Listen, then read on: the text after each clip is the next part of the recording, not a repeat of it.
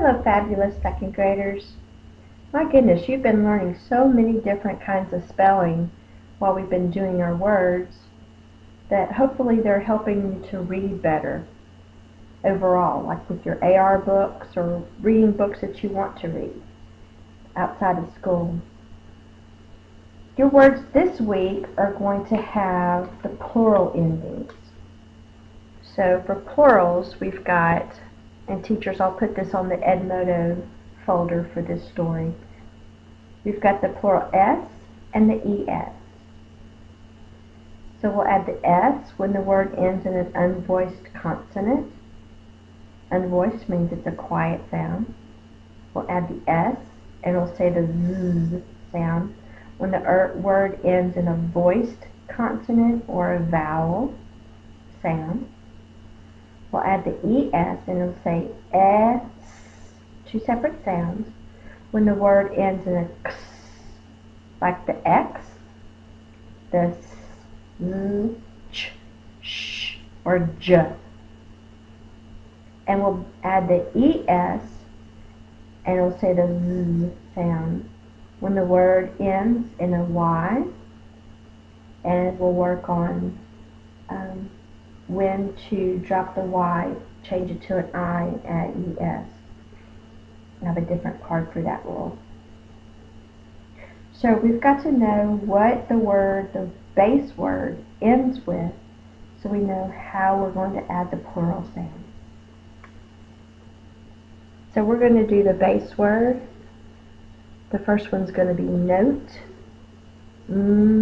O, T. We need the silent E to make the O say the long O sound. Note.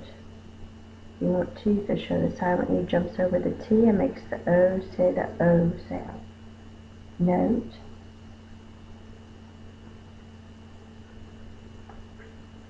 Now there's a couple of different ways that we can do this to make the word plural. Let's write the word note again. In the phoneme grapheme mapping book, it talks about the silent E rule on page 262. When the base word ends in a silent E, you drop the E before adding a suffix with a vowel. So if we add an ES, then we don't need two E's right here together, so we would drop the E before adding the suffix with a vowel. If the suffix begins in a consonant, like just the S, you would keep the E. In a couple of the phonics books that I looked at, it said, what's the difference between dropping this E and adding ES, or leaving this E and adding an S? The same thing is true. You're going to have an E and an S at the end of the word. So, however you want to deal with this, I'm just going to add the S, just because it's the easiest way to go. I'm not going to drop it. So the E has two jobs. The E has the job of making the O say the long O sound, and because we're adding just the consonant S, we keep the E, and when the last sound of the base word, remember that's a silent E, so it does not make a sound, the last sound is T, is an unvoiced consonant, so the S is going to say the S sound. So we can do the virgules. Those are the forward slash marks. That means that's the sound it says. It's, let's do another one like that. Tune. I will play a tune. The silent E jumps over the N, makes the U say the long U sound. It's oo. For the long, and I'll write it out here. For the long U sound, it could be the Y, oo, or just oo. There's two different ways of saying the long U sound. U as in music, beautiful, or oo as in tune, and several other words. This one is oo, tune. So let's write the base word again. Tune. We have a silent E. I'm just going to add the S. Is a voiced consonant. Is voiced. So the S letter will say the Z sound. Tunes. I listen to the tunes on my phone. That's why sometimes the S says the S, and sometimes it represents the Z sound. The next word, base word, is going to be lunch. I ate my lunch.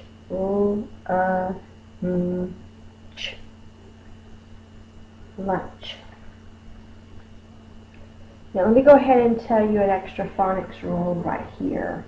Let's see if I can hold this and you can see it. Turn my other light on. There we go. So when do you use the CH or the TCH to spell the ch sound? The ch will be spelled with the CH at the beginning of a word, after a consonant, or after two vowels, like a vowel team.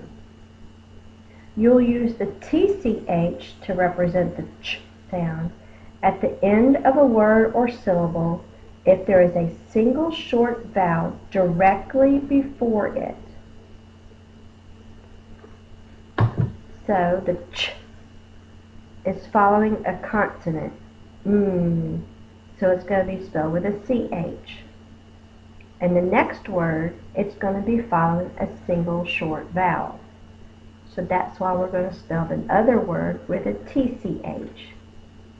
I wanted to show you that because it does make a difference in how we spell words. So let's write lunch again so we can make it plural, more than one. I'll turn off the extra light because it glares too bad. Lunch. When we have the ch sound, that's one of these over here, ch, we'll add the ES suffix ending, and it will say S.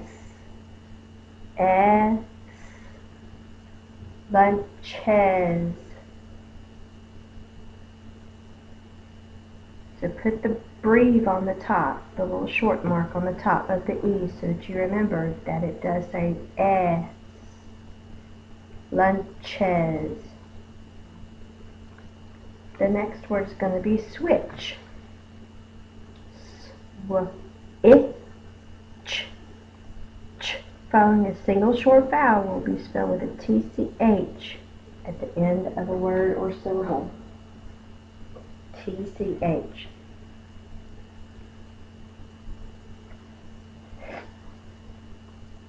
So let's spell switch again. It's the ch sound. The ch sound. So we'll add the ES and it will say S. S. Switches. Switches.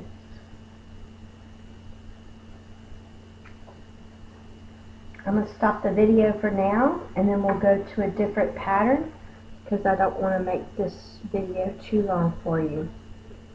Alright, I'll see you in a little bit. Second.